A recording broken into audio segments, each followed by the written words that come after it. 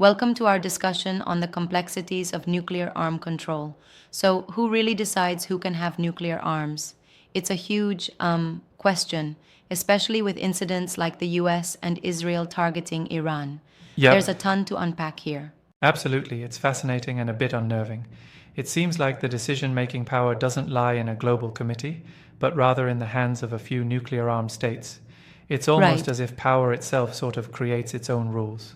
Yeah, exactly. It's like a game of who's got the bigger arsenal, you know?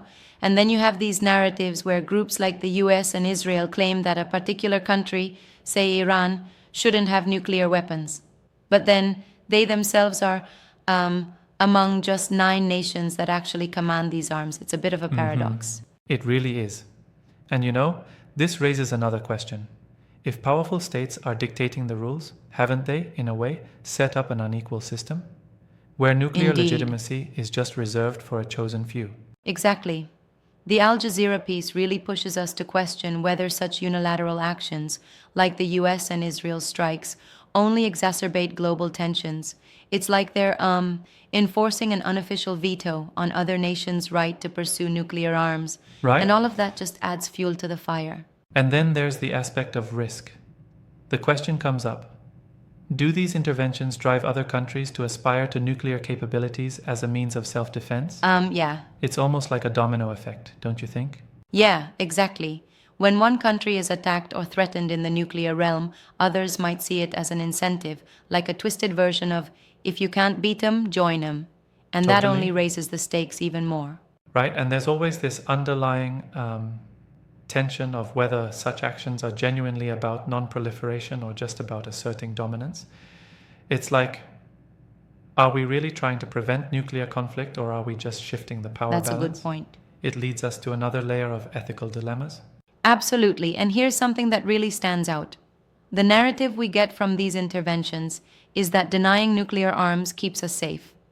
But then, if you compare that to the reality of 9 nations already armed, you start to see a bit of double standards. It's like who gets to decide the Yeah, standards? right. It almost feels like there's an unspoken agreement among the nuclear states, a kind of club where membership is based on historical power dynamics rather than an objective global standard. And naturally, this brings in a lot of discontent. Definitely. Think about it. When parts of the world see these dominant countries flexing their muscle, it sends a message that nuclear suppression is selectively enforced. And you Exactly. have to wonder if that could lead to a cascading effect where more nations feel compelled to pursue nuclear capabilities. So here's a thought. Doesn't this selective enforcement risk undermining global efforts for disarmament? And doesn't it, ethically speaking, set a dangerous precedent? It's not Certainly. just a political issue, it's a moral one too. For sure. And you know, sometimes I think that the narrative gets oversimplified. It's often portrayed as a binary issue of good versus bad nations having nuclear arms. But in reality, it's far more complicated. Right? There are layers of historical grudges, security dilemmas, and even internal politics. I agree. Take, for instance, the argument presented by some experts who suggest that the actions by the US and Israel might actually heighten the risk of nuclear proliferation elsewhere. How do you see that playing out? It's Well, like if you keep disallowing progress for one nation, others might feel they need to catch up. yeah, it's almost like a security dilemma in international relations.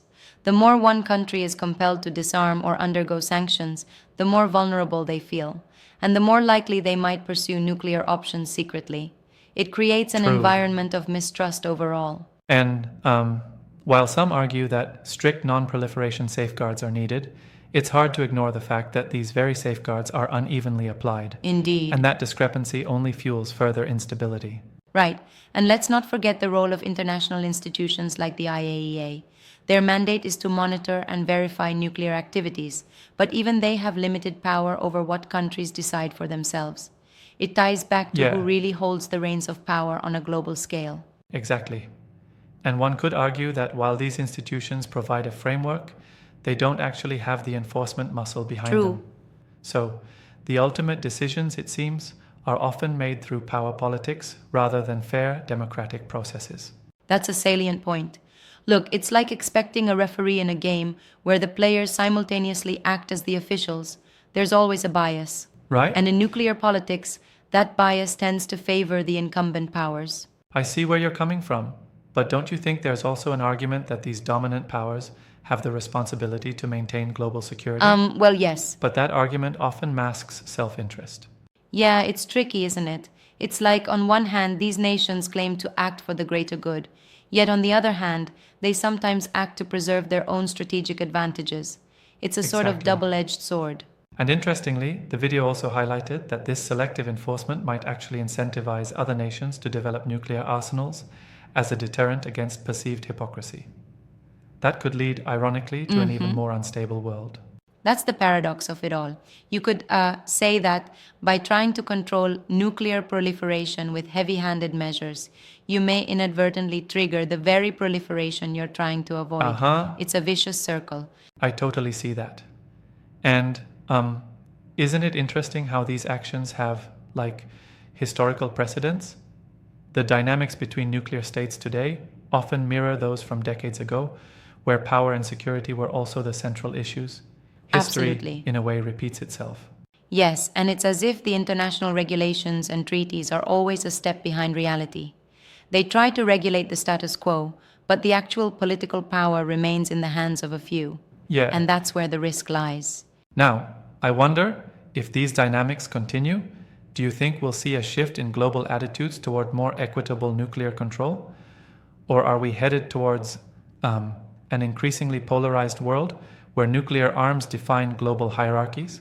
That's a tough It all call. depends on emerging diplomatic strategies. True, and sometimes I think that new technologies or even shifts in international alliances might force a reevaluation, like a reboot of the global nuclear governance model, if you will.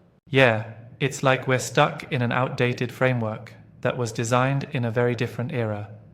I mean, nuclear weapons were invented during World War II, and yet many of our current policies Exactly. still echo that mindset. Do you think a modern update is even possible? I think it's essential if we want a safer future. But changing the established order is never easy, especially when some nations benefit greatly from the status quo. True. They're often reluctant to give up that power. Right, and if the status quo remains, then incidents like the US and Israel's actions against Iran might just serve as catalysts for further proliferation. There's an irony there. By trying to prevent one nation from advancing, you prompt others to double down on their nuclear ambitions. It's a catch-22 situation. Exactly that. And here's another concern. As global tensions rise, smaller nations might see nuclear capability as the only way to secure themselves. When the big players act unilaterally, it might remove diplomatic alternatives. It's a dangerous Right on. precedent. I get that, but don't you think there's also value in having a robust international dialogue? Institutions can at least provide a forum, even if enforcement is weak. True. Yet the real challenge is transforming dialogue into actual fair action. Yes, and maybe the solution lies in a more multilateral approach where all nations, regardless of their nuclear status, have a say in shaping the protocols. It would be a radical departure from the current mindset, though. Exactly. And while that sounds ideal, the current balance of power makes it hard to imagine such an overhaul happening anytime soon. Right. The entrenched interests are just too powerful. I agree. And that's where the debate gets really heated. You have voices arguing that reform is not only necessary for global safety, but also in the interest of fairness. Yet, others maintain that the existing order is what maintains stability, even if in a very flawed way. It's a tough nut to crack.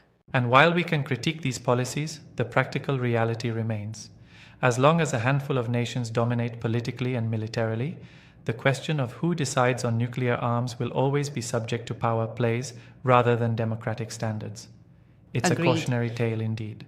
So, wrapping it up, we're looking at a world where control over nuclear arsenals is less about impartial regulation and more about power politics, historical legacies, and strategic interests.